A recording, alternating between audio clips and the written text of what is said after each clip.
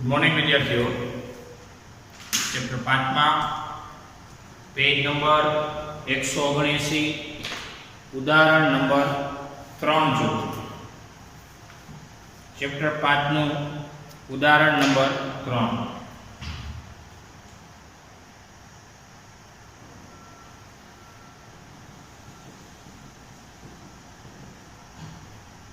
જો ગજિયા ચુંબકના તેની લંબાઈને લંબરૂપે બીજું તેની લંબાઈને સમાંતર એમ બે ભાગ કરવામાં આવે તો શું થાય?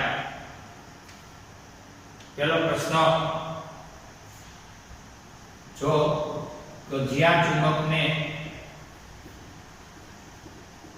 તેની લંબાઈને લંબરૂપે અને બીજું લંબાઈને સમાંતર ભાગ કરવામાં આવે અને લંબાઈને સમાંતર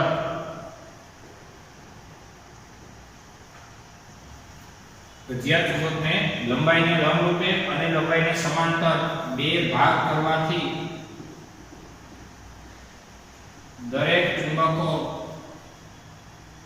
અથવા તો દરેક ભાગ સ્વતંત્ર ચુંબક તરીકે વર્તશે અથવા વર્તે. દાખલા તરીકે આ ગજિયો ચુંબક છે, આ એની લંબાઈ છે. લંબાઈને લંબરૂપે એટલે આમ, એટલે તમારો આ NS છે ને, બે ભાગ કરો એટલે આવા ટુકડા થયા. N ચલો S, અહીંયા NS SN બંને સ્વતંત્ર ચુંબક તરીકે વર્તશે. લંબાઈને લંબરૂપે ભાગ થયા. હવે લંબાઈને સમાંતર ભાગ કરીએ. આ ગજિયો ચુંબક છે, આ એની લંબાઈ છે અને આ સમાંતર બે પીસ કરવાથી પછીની મોમેન્ટે ઈ આવો થઈ જશે. જો આ M આ S, એટલે લંબાઈને સમાંતર બે ભાગ કરવાથી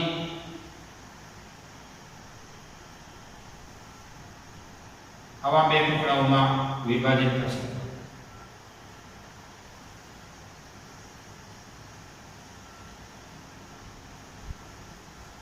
INS આ પણ NS. લંબાઈને લંબ ભાગ કરવાથી બે ટુકડાઓ સ્વતંત્ર ચુંબક તરીકે વર્તશે. લંબાઈને સમાંતર બે ટુકડા કરવાથી પણ દરેક ટુકડો સ્વતંત્ર ચુંબક તરીકે વર્તશે. આ આપણો જવાબ. આ આકૃતિ તમે જોઈ લીધી. ત્યાર પછી B.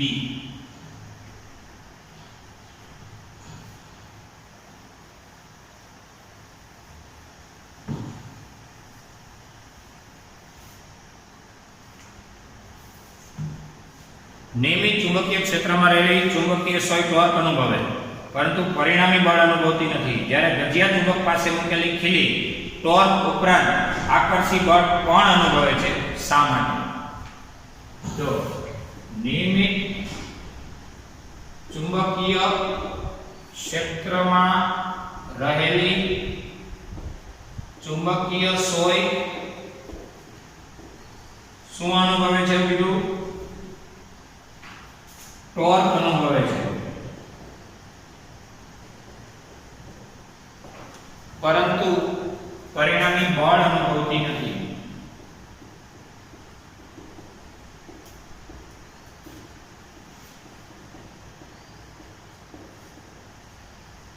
જ્યારે ગજિયા ચુંબક પાસે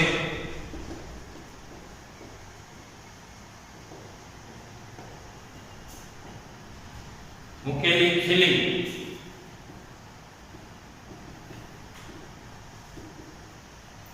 ટોર્ક ઉપરાંત આકર્ષી બળ પણ અનુભવે છે. શા માટે?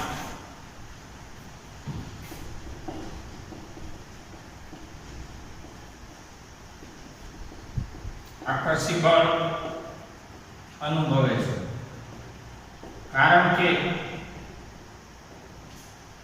કારણ કે નિયમિત ચુંબકીય ક્ષેત્રમાં ચાલો જોજો, નિયમિત ચુંબકીય ક્ષેત્રમાં ચુંબકીય સોય ના બંને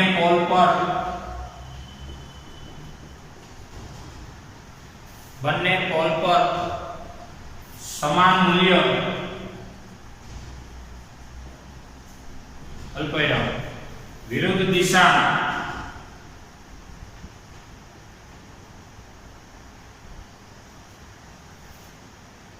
ના બળો લાગે.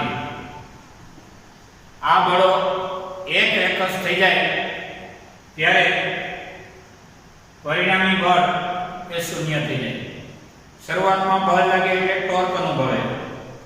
સમાન મૂલ્ય વિરુદ્ધ દિશાના બળો લાગે જ્યાં સુધી આ બળો એક એકસ ન હોય ત્યાં સુધી ટોર્ક લાગે. જ્યારે બળો એક રેખસ બને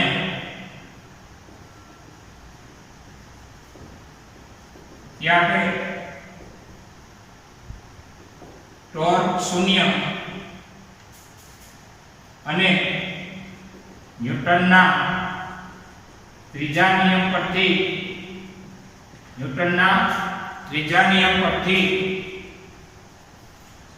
પરિણામી બળ શૂન્ય. આકૃતિ જોઈ લે. નિયમિત ચુંબકીય ક્ષેત્રમાં ચુંબકીય સોયનું વર્તન. આ નિયમિત ચુંબકીય ક્ષેત્ર છે. એમાં ચુંબકીય સોય મૂકશો એટલે કે સોયાકાર ચુંબક મૂકશો. આનો એન આઈએસ ત્યારે શું થશે તો કે આની પર એક્શન લાગશે, અહીંયા રિએક્શન લાગશે. પેલા ટોર્ક લાગશે. ટોર્ક લાગ્યા પછી ટોર્ક બંધ થઈ જશે. ટોર્ક બંધ થયા પછી આ જ્યારે પછીની મોમેન્ટે એક રેખસ થઈ જશે ત્યારે એની મેગ્નેટિક મોમેન્ટની દિશા અને બી વેક્ટરની દિશા જ્યારે ટો એટલે m ક્રોસ b યાદ કરો એટલે mb sin 0 કારણ કે જે દિશામાં મેગ્નેટિક મોમેન્ટ એ દિશામાં બી વેક્ટર હોય sin 0 0 એટલે ટોર્ક અનુભવતું બંધ થઈ જશે અને એક રેખસ થઈ ગયા પછી પરિણામી બળ શૂન્ય થઈ જાય અને ન્યૂટનના ત્રીજા નિયમ પરથી કહી શકાય. ત્યારે લોખંડની કીલી માટે શું છે એ પ્રોગ્રામ જોઈએ. લોખંડની કીલી ગઠિયા ચુંબક પાસે રાખવાથી ટોર્ક લાગે છે અને આકર્ષી બળ પણ અનુભવે છે. કારણ શું? તો જો આ છે ગઠિયો ચુંબક. ગઠિયા ચુંબક પાસેની ચુંબકીય ક્ષેત્ર કેવું હોય તો કે n માંથી નીકળતું હોય અને s માં દાખલ થતું હોય. ચુંબકીય ક્ષેત્ર રેખાઓ થઈ ગઠિયા ચુંબકની. રેડી? એટલે આ ગઠિયા ચુંબકની આ ચુંબકીય ક્ષેત્ર રેખાનું આયોજન થયું.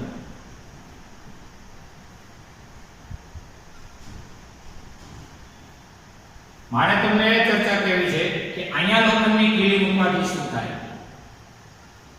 આ લોખંડની કીલી મૂકવાથી ગઠિયા ચુંબકની નજીક ગઠિયા ચુંબકની દરેક સપાટી દ્વારા ઉદ્ભવતું અથવા તો ગઠિયા ચુંબકની દરેક સપાટી નજીક ચુંબકીય ક્ષેત્ર અનિયમિત હોય. નિયમિત ન હોય તો અહીંયા વધુ ગીચતા હોય તો અહીંયા છૂટું છૂટું હોય. એટલે અનિયમિત હોવાથી લોખંડની ખીલી પર પરિણામી બળ લાગશે. પરિણામી બળ લાગે જોઈ લીધું છે અને એ આકર્ષશે. પરિણામી બળ લાગે અને પરિણામી ટોર્ક કઈ લાગે. એટલે આ લોખંડની કીડી ટોર્ક લાગવાનું કારણ શું? જ્યાં ક્ષેત્રરેખા ગીચોગીચ ત્યાં ફોર્સ વધે, જ્યાં ક્ષેત્રરેખા છૂટી છૂટી ત્યાં ફોર્સ ઓછું, વધુ ફોર્સ ઓછું ફોર્સ આ બંને ભાગને કારણે પરિણામે ચાક કી કરી નાખે અને વધુ ફોર્સ અને ઓછા ફોર્સના અસરથી તે આકર્ષણ પણ અનુભવે, એટલે કે બળે લાગે અને ટોર્ક લાગે. અનિયમિત ચુંબકીય ક્ષેત્રરેખાની લાક્ષણિકતા જે છે કે જ્યાં ગીચોગીચતા હોય ત્યાં વધુ એક્શન લાગે અને જ્યાં છૂટી છૂટી હોય ત્યાં આ ફોર્સ ઓછું લાગે. આ હતી એની માહિતી.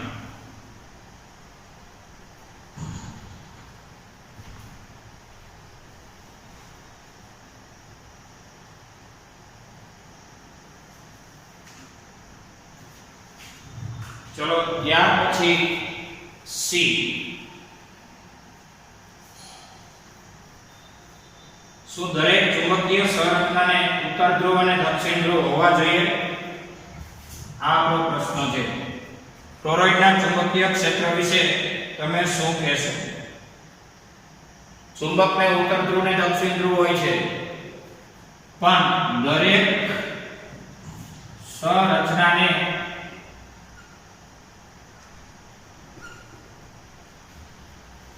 ઉત્તર ધ્રુવ અને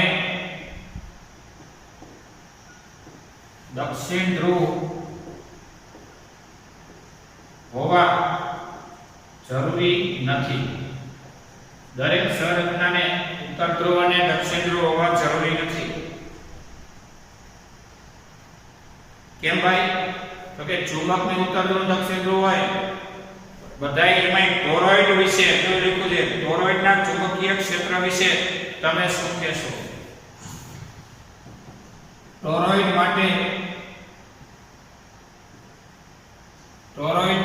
માટે વાત કરીએ તો ચુંબકીય ક્ષેત્ર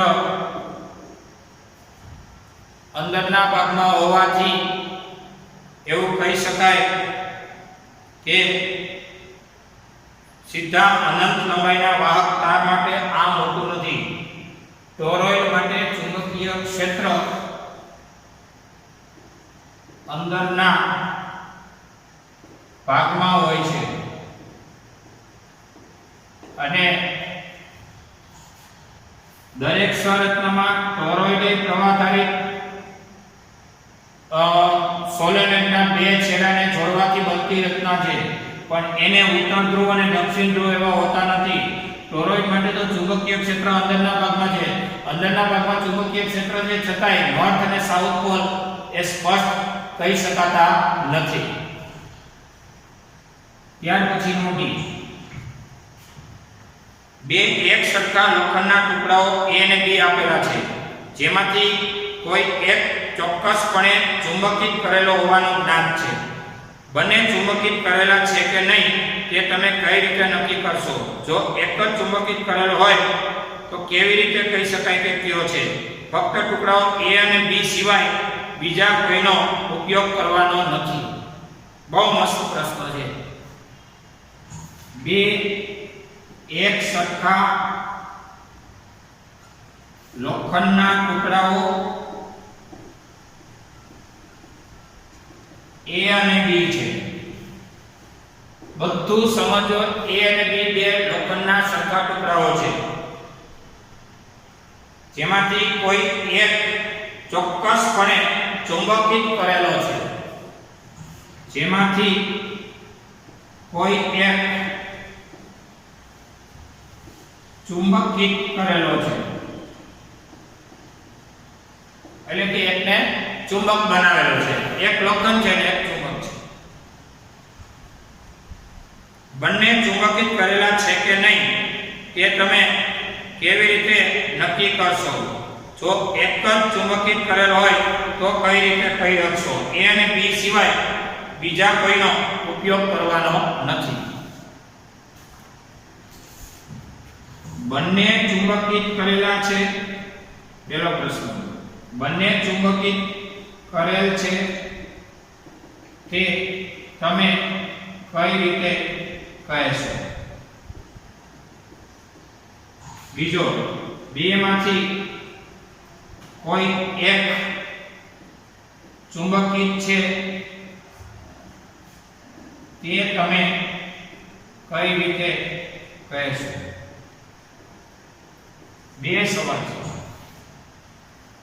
અને નોંધવા જેવી કે બે ટુકડાઓ સિવાય બીજા કોઈ પદાર્થનો ઉપયોગ કરવાનો નથી. તો બધું જાણવા જેવું હોય. બે ટુકડાઓ છે A અને B, એક ચુંબકીય છે બીજો નથી. બે ટુકડાઓ A અને B માંથી દાખલા તરીકે આ A છે આ B છે. A અને B માંથી એક ચુંબકીય છે બીજો ચુંબકીય નથી. પછી આમ તેમ કરાવી નાખવાના. એટલે દેખાવમાં તો બે લોખંડના જ દેખાય. તો તમારો પહેલો પ્રશ્ન બંને ચુંબકીય કરેલા છે ઈ કઈ રીતે કહીશું? ને જો બે માંથી એક ચુંબકીય કરેલો હોય તો કઈ રીતે કહીશું? ઓપ્શન 2 કે બે માંથી એક ચુંબકીય કરેલો હોય ને એ કેમ કહેવો, અને બંને ચુંબકીય કરેલા હોય ને એ કેમ કહેવો? બંને ચુંબકીય કરેલા હોય ને એ એમ કહેવો. દાખલા તરીકે આ લોખંડ અને આ લોખંડ, જો બંને ચુંબકીય હશે તો એકબીજાને અપાકર્ષવાનું વલણ ધરાવવાનો પ્લાન બતાવશે. બંને ચુંબકીય છે તો તમે ફટાફટ પકડી શકશો. કઈ રીતે? દાખલા તરીકે એનો n છે અહીં s છે તો આકર્ષી લે, કોણ બદલાવશો તો સીધા અપાકર્ષાઈ જાય. અપાકર્ષણના એંગલ ઉપરથી તમે એને પકડી શકશો. પણ જો એક ચુંબકીય કરેલ છે A અને B માં, કોઈ એક જ ચુંબકીય કરેલું છે તો એને કેમ કેચ કરવું? તો A અને B માંથી કોઈ એક ચુંબકીય કરેલું છે તો તમારે એને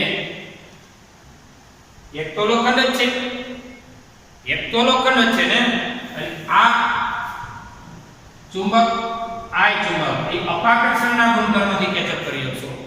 અને બેમાંથી એક ચુંબકીય કરેલ છે એ તમે આકર્ષણના ગુણધર્મથી નક્કી કરી શકશો. દાખલા તરીકે આ લોખંડ તો આ ચુંબક. તમને એમ થાય કે લોખંડનો ટુકડો એ ચુંબકનો હોય તો એમાં આકર્ષે તો બે હરકત ને એવું લાગશે, પરંતુ ખરેખર વાસ્તવિકતા એ છે કે બેમાંથી તમે એકને પકડી રાખો અને આકર્ષે ત્યારે લોખંડ કરતા ચુંબક દ્વારા વધુ આકર્ષણ થાય. આ લોખંડને આ ચુંબક વધુમાં વધુ આકર્ષી લે. લોખંડને પકડી રાખશો તો ચુંબક ઓછું આકર્ષશે, જ્યારે ચુંબકને પકડી રાખશો તો લોખંડ એ વધુ કેચઅપ થાય. એની રીતે તમે એને નક્કી કરી શકશો. જોઈએ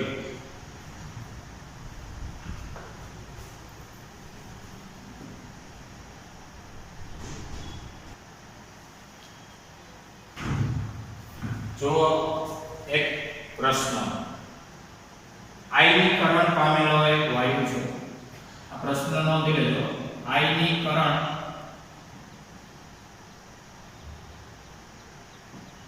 પામેલા વાયુમાં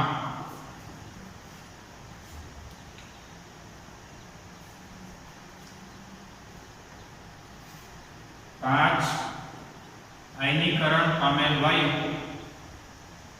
5×10⁻21 પ્રતિ મીટર ઘન ઇલેક્ટ્રોન અને કેટલા જ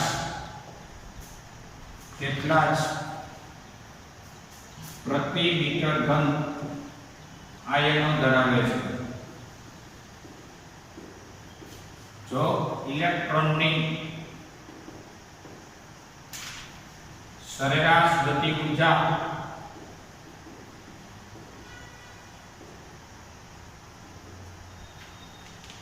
6×10⁻20 જૂલ અને આયનોની સરેરાશ ગતિ ઊર્જા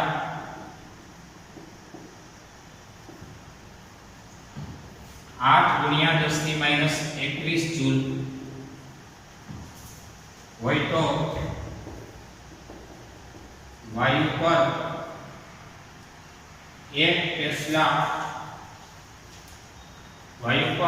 એક ટેસ્લાનું ચુંબકીય ક્ષેત્ર લગાડતા તેનું મેગ્નેટાઇઝેશન શોધો. ખાસ કરીને 5×10⁻21 પ્રતિ મીટર ઘન ઇલેક્ટ્રોન, આ સંખ્યા ઘનતા થઈ ઇલેક્ટ્રોનની, એટલે ઇલેક્ટ્રોન માટે E અહીં લખાય આટલી ઇલેક્ટ્રોન પ્રતિ મીટર ઘન, એકમ પદમાં રહેલા ઇલેક્ટ્રોનની સંખ્યા, એટલે એ સંખ્યા ઘનતા થઈ. કેટલા આયનો ધરાવે છે Ni, કેટલા એટલે 5×10⁻21 આયનો પ્રતિ મીટર ઘન, એકમ પદમાં આયન સંખ્યા. ઇલેક્ટ્રોનની સરેરાશ ગતિ ઊર્જા આપેલી છે કે ઇલેક્ટ્રોન 6×10⁻20 જૂલ. આયનોની સરેરાશ ગતિ ઊર્જા આપેલી છે કે આયનનો I 8×10⁻21 જૂલ. વાયુ પર 1 ટેસ્લાનું ચુંબકીય ક્ષેત્ર V = 1 ટેસ્લા લગાડવાથી એનું મેગ્નેટાઇઝેશન શોધો, કેપિટલ M શોધો. ખાસ કરીને એની કુલ ગતિ ઊર્જાની ચર્ચા કરીએ તો કુલ ગતિ ઊર્જા એક વાયુ પાત્રની અંદર આયનીકરણ પામેલો વાયુ છે, એનો મતલબ ઇલેક્ટ્રોનને પરમાણુની સેલમાંથી મુક્ત કરાવેલા છે, એને આયનીકૃત વાયુ કહેવાય. એ આટલા ઇલેક્ટ્રોન ધરાવે અને એટલા જ આયનો ધરાવે. જેટલા ઇલેક્ટ્રોન મુક્ત થયા હોય એટલા જ આમાં ધન આયનો બન્યા હોય ભાઈ, એટલે એટલા જ આયનો, એટલા જ ઇલેક્ટ્રોન. હવે કુલ ગતિ ઊર્જા એટલે એક ઇલેક્ટ્રોનની, જો 1 મીટર ઘનની કુલ ગતિ ઊર્જા થયા અને એક ઇલેક્ટ્રોનની ઊર્જા આટલી, 1 મીટર ઘનમાં છે બધું, આ બધું પ્રતિ મીટર ઘનની જ ગણતરી છે. એટલે એક ઇલેક્ટ્રોનની ઊર્જા જે કઈ છે 6×10⁻20 છે એને ગુણ્યા ઇલેક્ટ્રોનની સંખ્યા, એટલે કુલ ગતિ ઊર્જા પ્રતિ મીટર ઘન એટલે એની ગુણ્યા Ke વત્તા Ni ગુણ્યા Ki.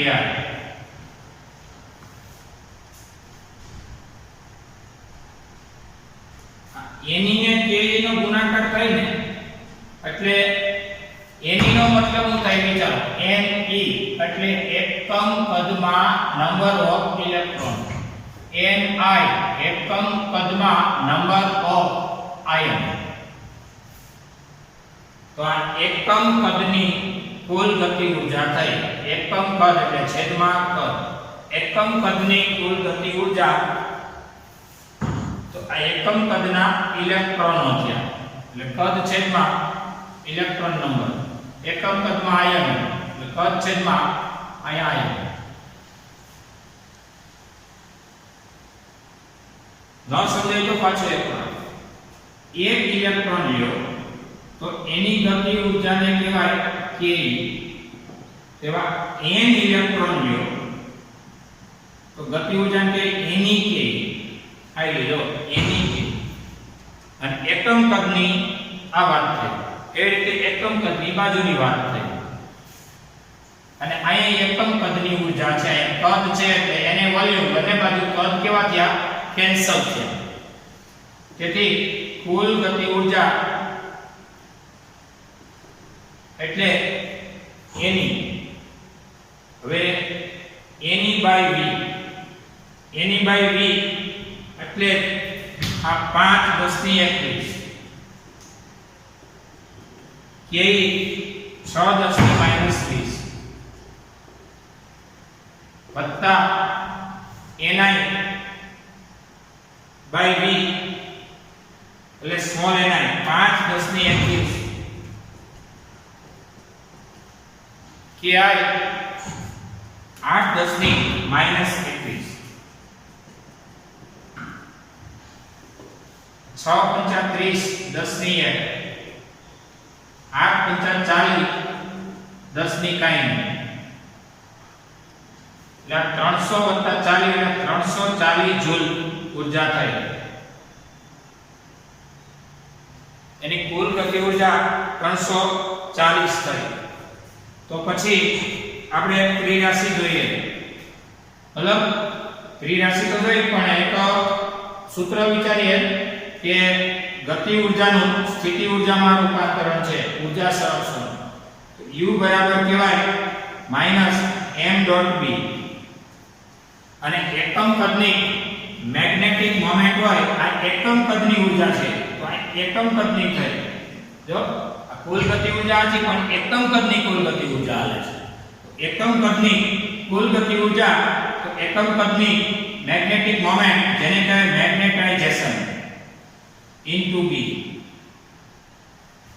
તો હવે તમારું મેગ્નેટાઇઝેશન મળશે અને એકમ કદની કુલ ઊર્જા આખી જાણીતી છે એકમ કદની કુલ ગતિ ઊર્જા કદ છેદમાં છે એકમ કદની કુલ ગતિ ઊર્જા એ તમારી પાસે 340 એટલે કે 340 બરાબર કેપિટલ M કેટલો છે તો કે અજ્ઞાત છે b છે 1 ટેસ્લા એટલે બધું થતા કેપિટલ M બરાબર 340 મેળવો અને 340 જૂલ પ્રતિ ટેસ્લા ઇન્ટુ મીટર ઘન 340 જૂલ પ્રતિ ટેસ્લા ઇન્ટુ મીટર ઘનનું મેગ્નેટાઇઝેશન મેળવો એકવાર પાછું આયનીકરણ પામેલો વાયુ પાત્ર છે એ વાયુ પાત્રની અંદર જેટલા મુક્ત ઇલેક્ટ્રોનો છે ને એટલા જ આમાં ધન આયનો છે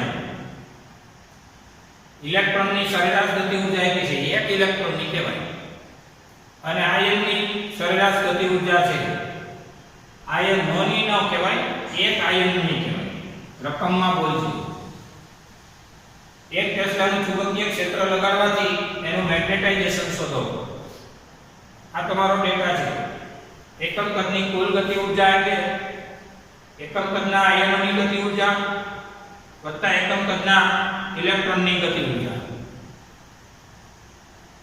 હવે ની/v એટલે 5 10 ની સમથિંગ અને ni/v એટલે સ્મોલ ni એ 5 10 ની સમથિંગ કે 6 10 ની -20 કે 8 10 ની -21 આ ગણતરી કરી એકમ કદની કુલ ગતિ ઊર્જા મળી પછી ગતિ ઊર્જાનું સ્થિતિ ઊર્જાનું રૂપાંતર ઊર્જા સંરક્ષણ પરથી સ્થિતિ ઊર્જા કહેવાય -m.b એ માઈનસ નિશાની અહીંયા મૂલ્યમાં આપણે અજ્ઞાત કે મૂલ્ય એટલે માનાંક કરો એટલે માઈનસ નિશાની નીકળી જાય છે એકમ કદની ઊર્જા એટલે 340 અને આ થઈ ગયું કેપિટલ M અને b નું મૂલ્ય છે 1 ટેસ્લા એટલે કેપિટલ M મળ્યો 340 આ તમારો જવાબ જોઈ લો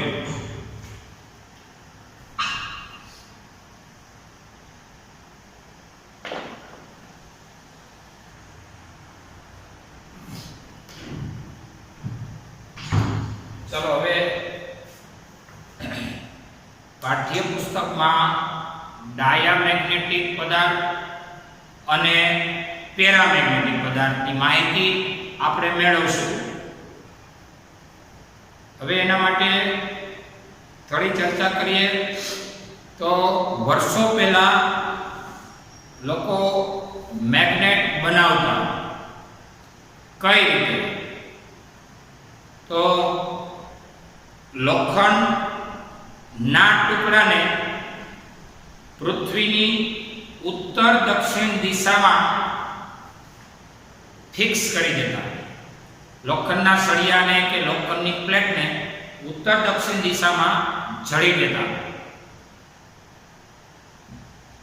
કારણ કે પૃથ્વીનું ચુંબકીય ક્ષેત્ર જે દિશામાં છે એ તમે જાણો છો પૃથ્વીનું ચુંબકીય ક્ષેત્ર ઉત્તર દક્ષિણમાં છે. લોખંડના ટુકડાને ઉત્તર દક્ષિણ દિશામાં જકડી રાખે એટલે કે ફિક્સ કરી દે, જડી દે, જેથી કરીને પૃથ્વીના ક્ષેત્રને અંતર્ગત આ લોખંડના ટુકડાના દરેક ઇલેક્ટ્રોનો ની ગતિવિધિ પણ લાંબા સમયગાળાને અંતે એક દિશ થઈ જાય, પરિણામી મેગ્નેટિક મોમેન્ટ એક દિશ થઈ જાય, પરિણામે એ લોખંડનો ટુકડો પણ ખૂબ લાંબા સમયને અંતે એ મેગ્નેટિક ઇફેક્ટમાં આવી શકે. બીજી વાત, એક બીજો પ્રયોગ મેગ્નેટ બનાવવા માટે, એક મેગ્નેટ લેવાનું અને એક લોખંડનો ટુકડો લેવાનો. લોખંડના ટુકડાને એક જગ્યાએ ફિક્સ કરી મેગ્નેટને લોખંડના ટુકડા સાથે ઘસવાનું. આમ દરેક વખતે એક જ દિશામાં ઘસવાનું, ઘસીને પાછું નહીં ઘસીને આવવાનું, એકવાર જવાનું ફરીથી પાછું જવાનું.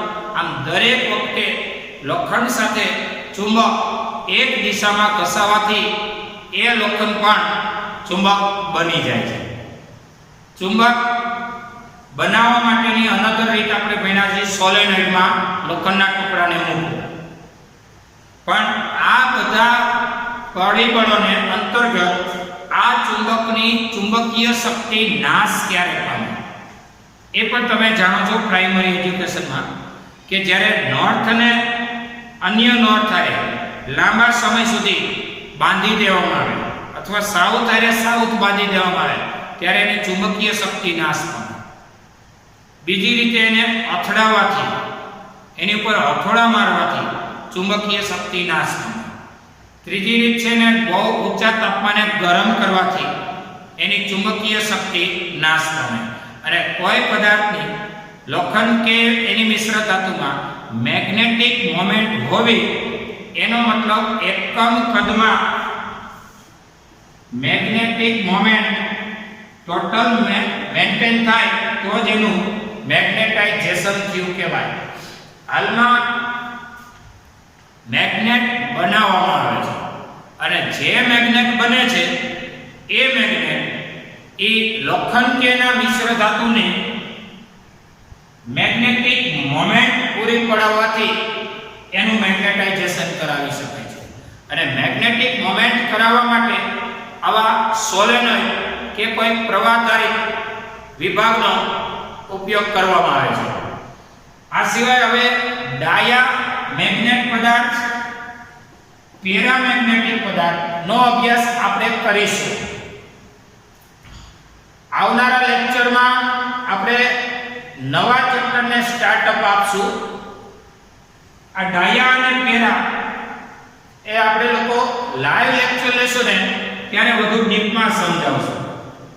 હાલમાં નહીં, હાલમાં આપણે જે હાલે છે એટલી તૈયારી કરો. તમારે કે દાખલામાં અટવાયની ડાયા અને પેરાથી આ થિયરિકલ પોર્શન છે એ આપણે રેગ્યુલર લાઈવ લેક્ચરની અંદર જ આગળ વધારશું. એટલે આ વાત હતી, જોઈ લો.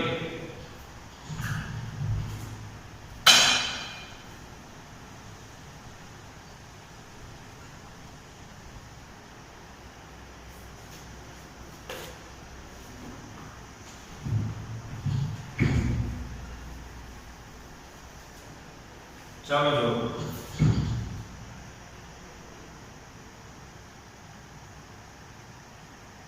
એમાં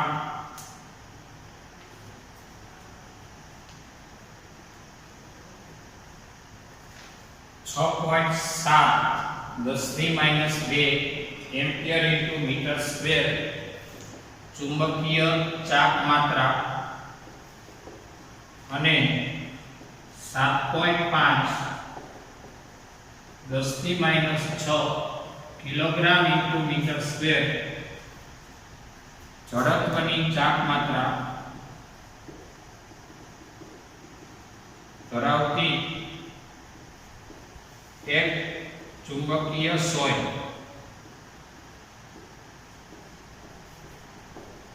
0.01 ટેસ્લા ચુંબકીય ક્ષેત્રમાં સરળ આવર્ત દોલનો કરે છે. 10 દોલનો પૂર્ણ થવા લાગતો સમય શોધો. 10 દોલનો પૂર્ણ થવા લાગતો સમય શોધો.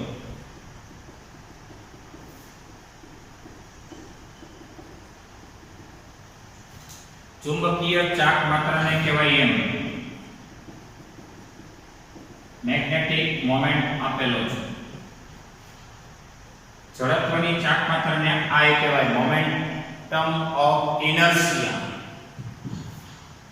7.5 10⁻⁶.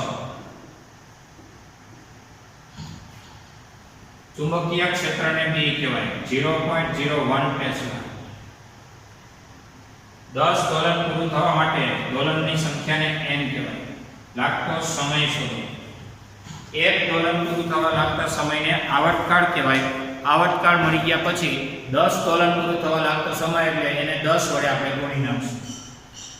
તો T બરાબર 2π માં I/mb. યાદ કરો, ચુંબકીય ચાક માત્રા ધરાવતા ચુંબકને જડત્વની ચાક માત્રા આટલી છે. ચુંબકીય સોય ચુંબકીય ક્ષેત્રમાં સરળ આવર્ત દોલન કરે છે.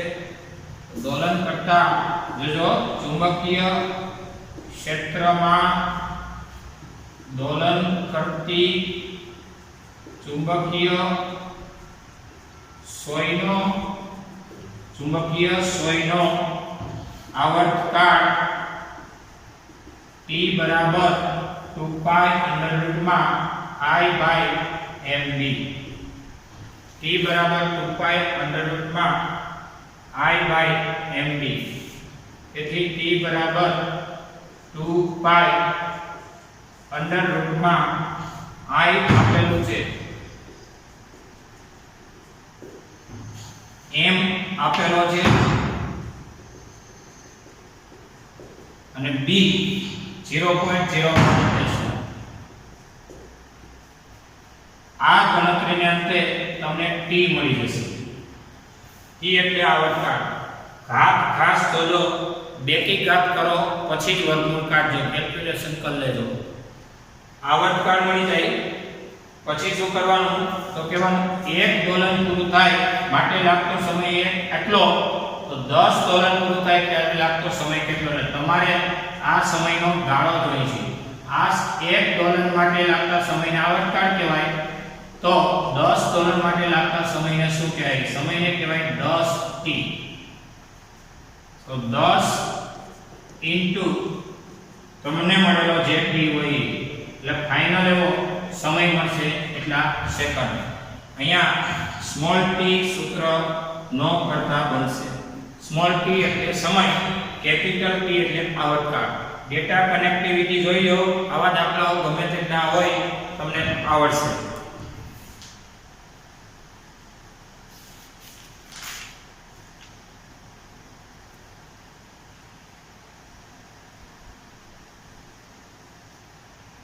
નેક્સ્ટ પ્રશ્ન,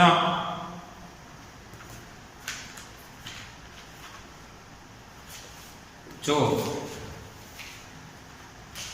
લોખંડની સાપેક્ષ પરમિએબિલિટી આપેલી છે.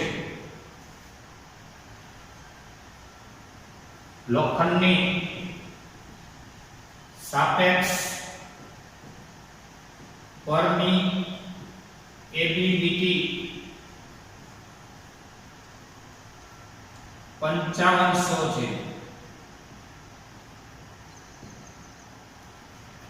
તેની ચુંબકીય સસેપ્ટિબિલિટી શોધો.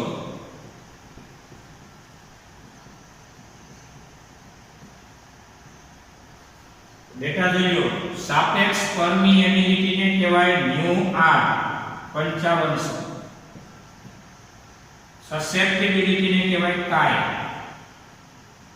અને ચુંબકીય સસેપ્ટિબિલિટી આપણે ડીપમાં ભણવાના છીએ. મેં તમને સૂચના આપી ડાયા અને પેરામેગ્નેટિક પદાર્થની અને ફેરાની, ડાયા મેગ્નેટિક, પેરામેગ્નેટિક અને ફેરોમેગ્નેટિકની સસેપ્ટિબિલિટી ધન હોય, ઋણ હોય કે શૂન્ય હોય, આખું કોષ્ટક મારે તમને રેગ્યુલર લાઈવ લેક્ચરની અંદર દેવાનું છે.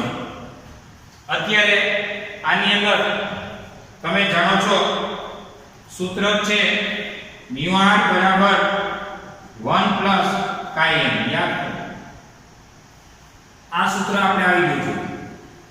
એમાં μr છે 5500 બરાબર 1 પ્લસ chi m. તેથી chi m બરાબર તમારો જવાબ આવશે 5499. 5499 જોઈ લો.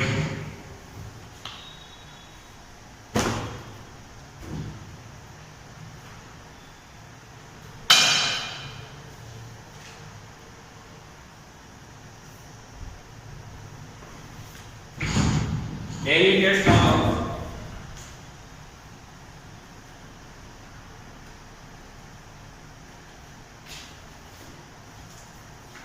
ડેલી ટેસ્ટ ચુંબકીય ક્ષેત્રમાં સમાંતર રહેલી ચુંબકીય સોયને 60 ડિગ્રીના કોણાવર્તન વખતે જરૂરી કાર્ય W છે.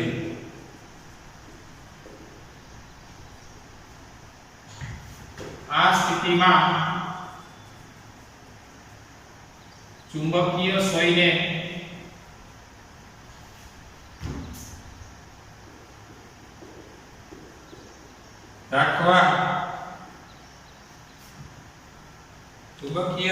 રાખવા જરૂરી ટોર્ક કેટલું?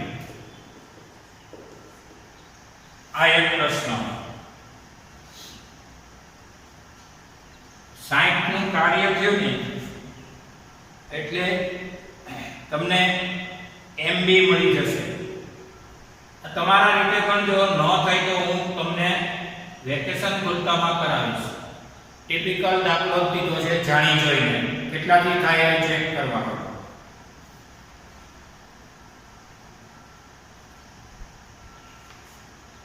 પ્રશ્ન પહેલો આ ડેલી ટેસ્ટમાં પ્રશ્ન બીજો અને એ છે